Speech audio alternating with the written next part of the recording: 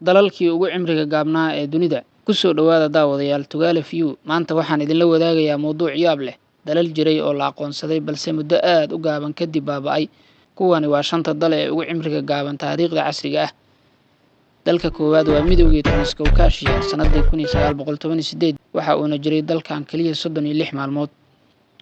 Kadib burburkii boqortooyadii Ruushka sanadii 1917, 3 dal oo kala ah Armenia, Azerbaijan iyo dalka Georgia waxay sameeyeen midowgii dimuqraadiga ah ee Transcaucasia. Ujeedadu waxay ahayd inay isu difaacaan dagaalkii jahwareerka ka dhashay kacdoonkii Bolshevik ee ay xukunkii midowga Soviet kula wareegeen kooxdii hanti wadaagga ee uu hogaaminayay Vladimir Lenin.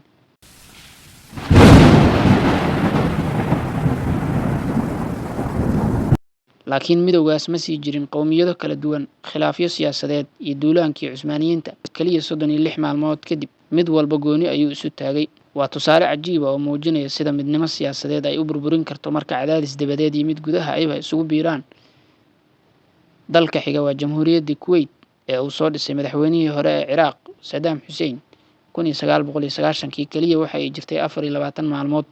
Saddam Hussein ayaa duulaan ku qaaday dalka Kuwait. Si uu duulaankaas u sharciyeeyo, wuxuu u sameeyay dowlad been abuur ah oo uu ugu yeeray Jamhuuriyadda Kuwait. Waxay jirtay kaliya 24 maalmood, waxaana madax looga dhigay nin lagu magacaabay Alaa Hussein Ali, balse dhammaan go'aamada waxaa laga soo dirayay magaalada Baghdad ee dalka Ciraaq.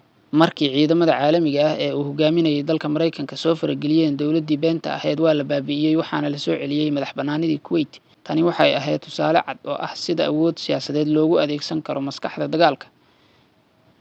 Dalka saddexaad waa Jamhuuriyadda Banaat oo jirtay 24 maalmood sanadii 1918. Markaana aan u gudubno bartamaha qaaradda Yurub. Markii boqortooyadii Austria-Hungary burburtay dhammaadkii dagaalkii koowaad ee adduunka, dadkii ku noolaa gobolka Banaat oo u dhexeeya dalalka kale ah Romania, Serbia iyo Hungary waxay ku dhawaaqeen madax-bannaani. Hungary ayaa aqoonsatay, balse 14 maalmood gudahood Serbia ayaa ciidamo u dirtay oo kala qaybisay. Banaatna waa la tirtiray, dhulkiisana waxaa loo qaybiyey 3 dal. Waa tusaale muujinaya sida xuduudaha Yurub ay u bedelmeen si degdeg ah qarnigii 20aad. Markaana geeska Afrika, dowladda Somaliland 1960kii 5 maalmood oo kaliya ayay jirtay ka hor inta aysan isku biirin gobolladii waqooyi iyo koonfureed.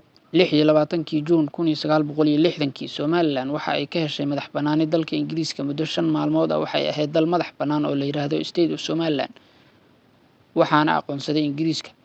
1 Luulyo 1960kii waxay si iskeed ah ula midowday gobollada koonfureed ee Soomaaliya si loo sameeyo Jamhuuriyadda Soomaaliya. Inkastoo ay sii mideysnaayeen, Somaliland waxa ay 1991 bisha May 18keedii dib u sheegatay madax-bannaani, taasoo weli aynan dunida uga helin aqoonsi rasmi ah.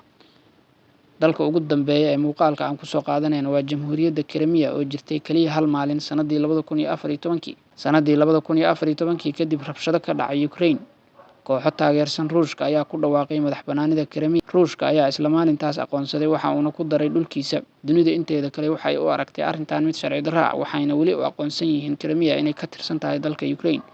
1 maalin oo kaliya ayayna jirtay Jamhuuriyadda Crimea, waana dalkii ugu cimriga gaabnaa ee la aqoonsaday. Laga bilaabo Transcaucasiadii Yurub ilaa 5 maalmood ee Somaliland geeska Afrika, taariikhdu waxayna tusaysaa in dalal badan dhashaan balse qaarkood ay baaba'een ka hor inta aysan xitaa helin calan rasmi ah.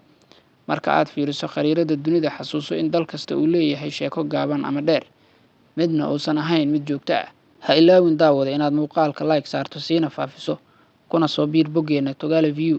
Muuqaalkan iyo muuqaalka xiga, nabadino.